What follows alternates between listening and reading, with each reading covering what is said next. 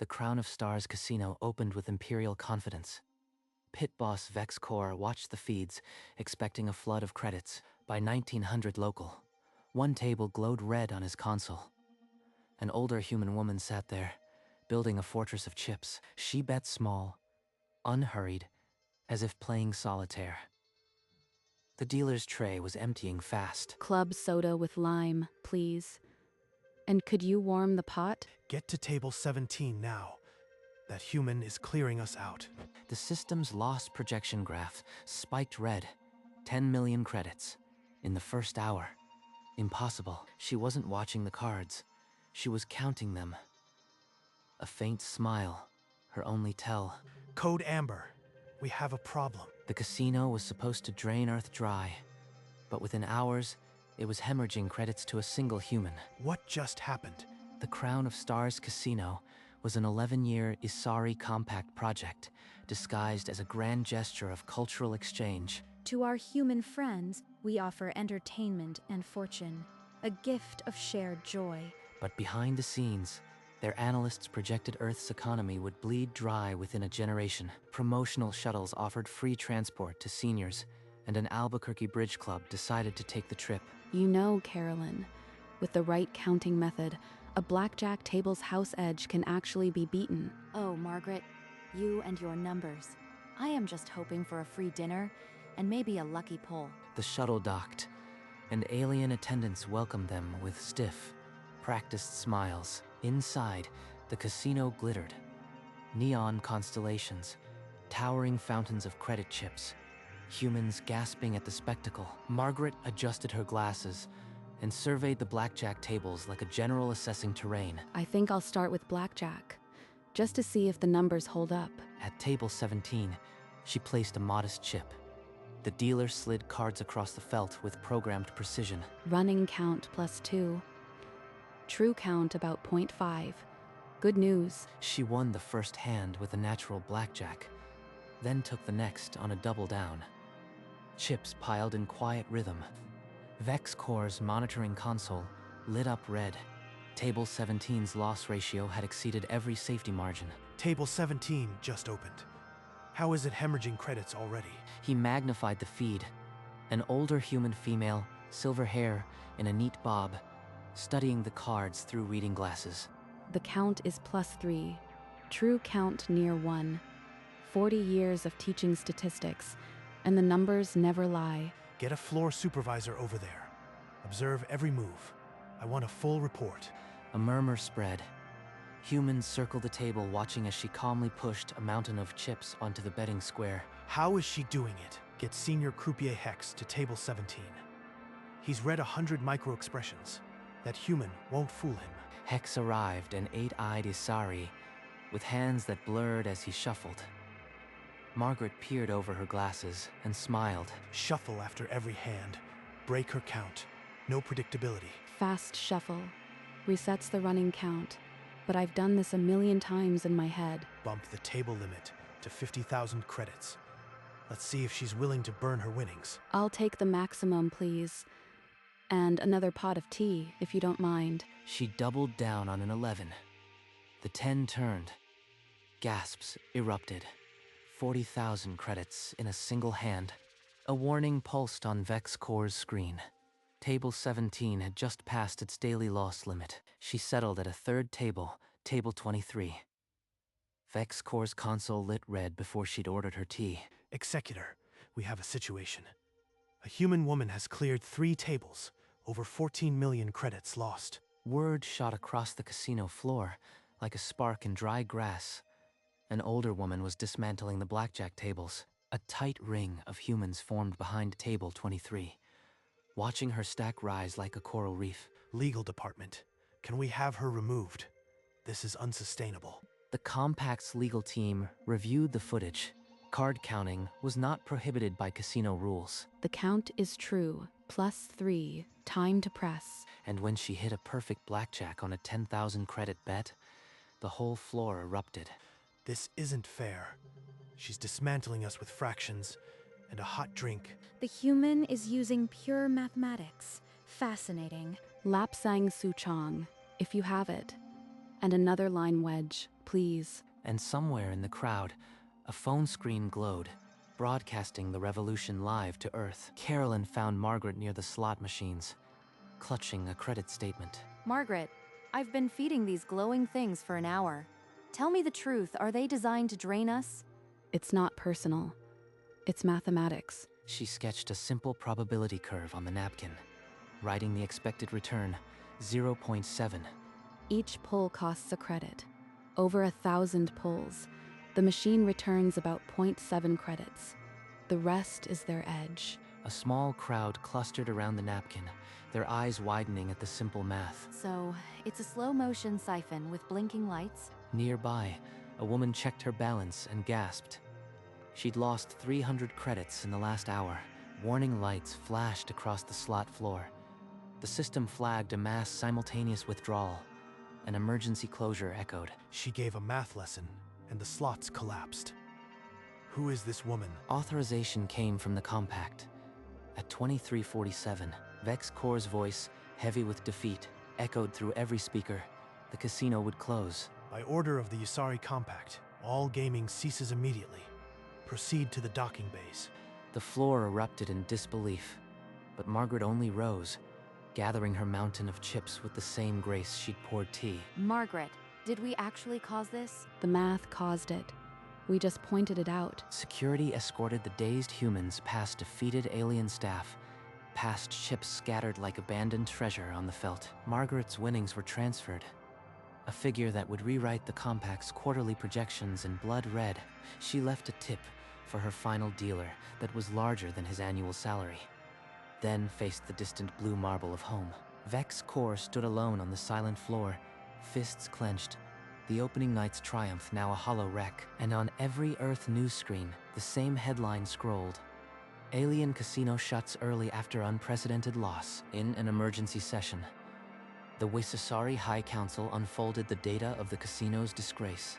We lost 14 million credits in 3 hours.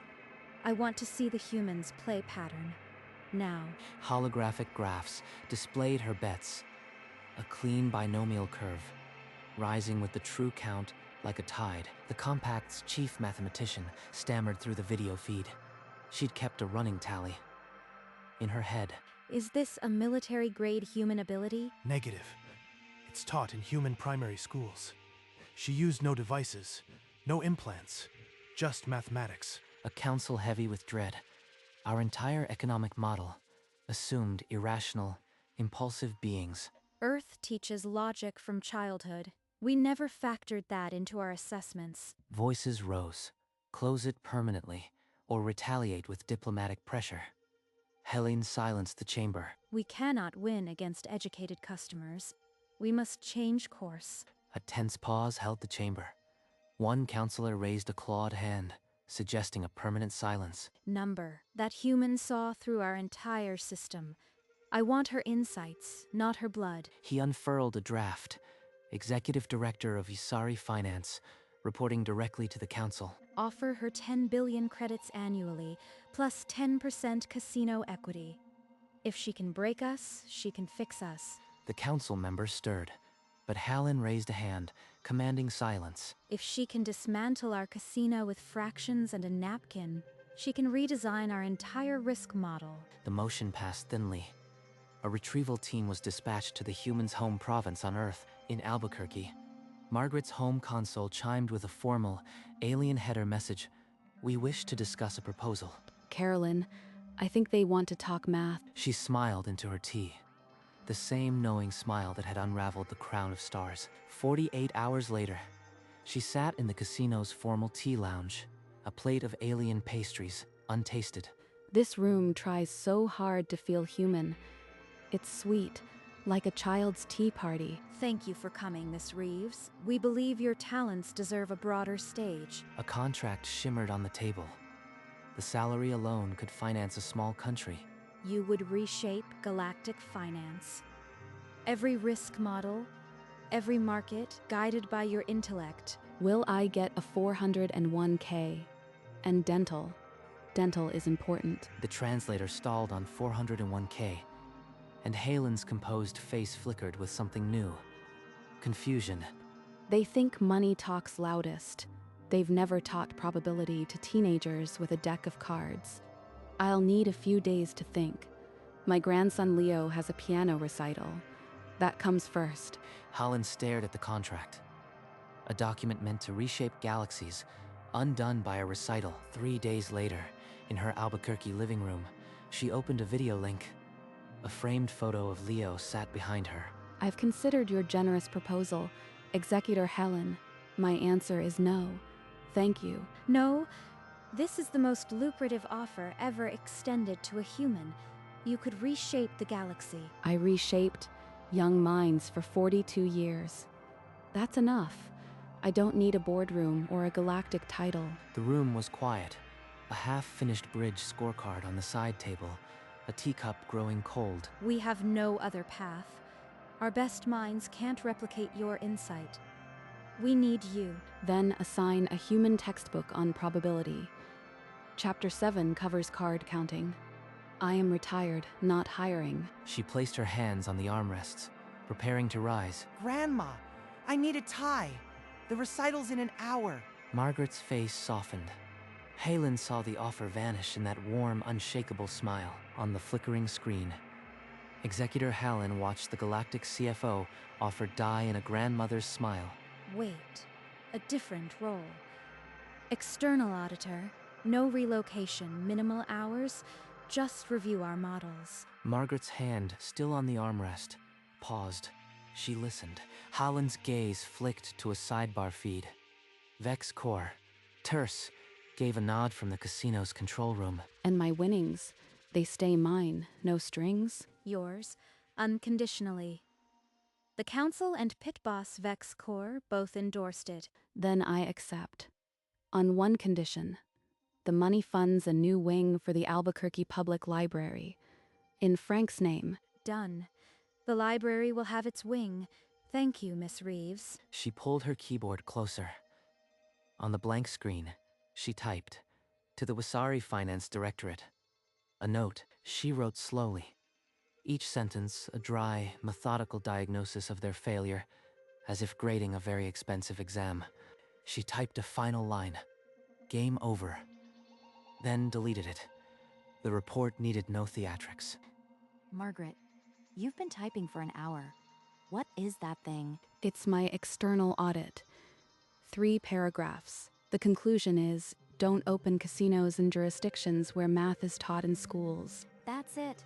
That's your audit of an intergalactic casino empire. It's all they need to know. Everything else is just arithmetic. She hit send. The document hurtled through interstellar relays to the Asari Compact's sealed server, Executor. Halen opened the file. Her dry, precise language laid their arrogance bare in 3 paragraphs. She's right. We built a trap and left the door wide open for anyone who learned to count. The report was distributed to the full board. A senior counselor broke the silence. She is brutal, and entirely correct, and across the sector. The report leaked, echoed in financial forums from a dozen worlds. The Asari Compact Board voted. By a narrow margin, they filed for emergency financial reorganization. We will learn from this human. The Crown of Stars will reopen under rules that respect intelligence. When the casino reopened, a polished brass plaque at the entrance bore her words, "Don't open casinos where math is taught." Inside, holographic displays now declared, "Patron mathematical literacy encouraged." The trap had become a classroom. Vex Core, demoted but retained, was assigned to the new patron education corner. He stood before a small class of aliens. At every casino entrance, a glossy booklet of Margaret's 3-paragraph report was placed for patrons. At a press conference, a human journalist rose. The casino closed after a single human played. What changed? We discovered that Earth's most dangerous export is not weaponry. It is mathematical common sense. The galaxy stared. On a dozen worlds, financial analysts reworked their own probability models. Margaret Reeves, retired teacher, watched it all from her Albuquerque home, tea in hand. Margaret Reeves walked her grandson Leo to his piano recital. Past a line of paparazzi held back by school security, she folded the recital program carefully, tucking it into her purse beside a worn photo of Frank. Leo walked to the grand piano. The first notes of Chopin's waltz in sous-sharp minor filled the hall. Margaret's eyes glistened. In 42 years of teaching, she had never heard a more perfect performance. Did I do good, Grandma? You were perfect. That evening, with a quiet pen, she signed the documents transferring every alien credit to the Albuquerque Public Library. In memory of Frank. That's perfect, Margaret. Local news broke the story. Retired teacher donates millions to public library. The anchor called her a hero, but Margaret just turned off the television. It's not about beating aliens. It's about building something that lasts. A week later, under a pale autumn sun, Margaret turned the first shovelful of earth for the new library wing. Frank would have wanted more books and fewer slot machines. That evening, alone in her living room, she lifted their wedding photograph from the mantel. You said I'd never stop teaching. You were right. He'd be proud of you, Margaret. He'd have counted the cards faster. The wing's design included a portrait of them as young teachers, and she donated 40 years of lesson plans to fill its shelves. A letter arrived from a high school student. "Dear Mrs. Reeves, because of you, I want to be a math teacher." She framed the letter and placed it on the mantel, next to Frank's photograph. The construction would take months, but the real foundation, a life of teaching, was already built. The ribbon stretched across the new wing's entrance. The mayor, the library director, and Margaret Reeves held the oversized scissors together. A polished brass plaque gleamed beneath the sign. For Frank, who believed in the power of a good question. I once sat at a table in a big casino and reminded a roomful of very clever aliens that mathematics is for everyone. Math isn't a weapon. It's a flashlight. Leo tugged a golden cord, and a curtain fell away to reveal a bright children's math nook filled with puzzles and abacuses. Half a dozen toddlers rushed in, grabbing colorful counting frames, their parents watching from the doorway. Carolyn raised her phone, capturing the moment for the Bridge Club newsletter. Margaret saw the lens and shook her head with a smile. The local paper ran the headline: "Local teacher opens Frank Reeves' mathematics wing." Margaret clipped it without ceremony and tucked it into a drawer. An alien delegation sent a formal congratulations card, its script shimmering with polite, bewildered respect. I'll show this to Leo later. It's a math lesson all by itself. In a neon-lit Yasari classroom, a professor displayed the Humans Report. 3 paragraphs that had broken an empire.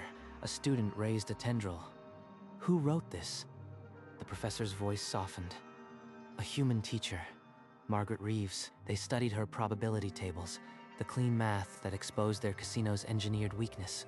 In a faculty meeting, an economist whispered, "She reduced our entire financial model to a footnote." The Wisari Compact formally states, "We underestimated human education. Investment in mathematical literacy is now our priority." Within cycles, the report was translated into 43 languages. From Yasari glyphs to the tonal tongues of the Outer Rings, 2 Death World species sent formal requests for human math consultants. A new, unexpected export was born. Earth's government quietly added Margaret Reeves to their cultural ambassador list, without her knowledge or consent. A renowned galactico-economist wrote, "The Reeves Doctrine changed galactic finance. Never again will we assume intelligence is a rarity." Margaret Reeves, in her living room, accepted an honorary doctorate from the Isari Institute of Economics via hologram. She poured herself a celebratory cup of tea. Vex Corps' new office was a storage closet near the service elevator. A desk, a camera, a script. This is a playing card. It has a value. The game changes when you learn to count. She made it look so easy. On his screen, a photo of Margaret Reeves smiled at him. He didn't flinch. The compact commended him. Outstanding contribution to patron education. He hung the letter beside his monitor. He wrote a memo. Earth's education should be studied, not exploited. He watched Leo's recital clip online. Chopin. The video had gone mildly viral. He exhaled. Maybe there is honor in being beaten by a master. He pinned his old silver lapel pin to his simpler jacket. a reminder of the night everything changed. The casino floor bustled with students now, each holding a booklet with her name on it. In Margaret's living room, the bridge club gathered around a worn felt table. She bid 3 hearts and took the rubber. You are still counting, aren't you? Always. But here, it's just for fun. On the television, a news retrospective flickered. 1 year since the casino collapse. Margaret picked up the remote and turned it off. They still don't get it. It wasn't about winning. It was about showing them that knowledge is the only real advantage. A montage unfolded, the library wing bustling with children. An alien lecture hall where her name was spoken. Leo at a new piano, his fingers dancing. The Asari Compact filed for reorganization. Earth gained a library, and a retired teacher proved that sometimes the house doesn't win. Carolyn dealt another hand. The camera pulled back slowly through the window into the evening air. A single light burned in the kitchen, and somewhere a galaxy of students was learning to count. On a quiet afternoon, Margaret let herself into the Frank Reeves mathematics wing. The children's corner was still. She paused before the brass plaque. Her fingers traced his name.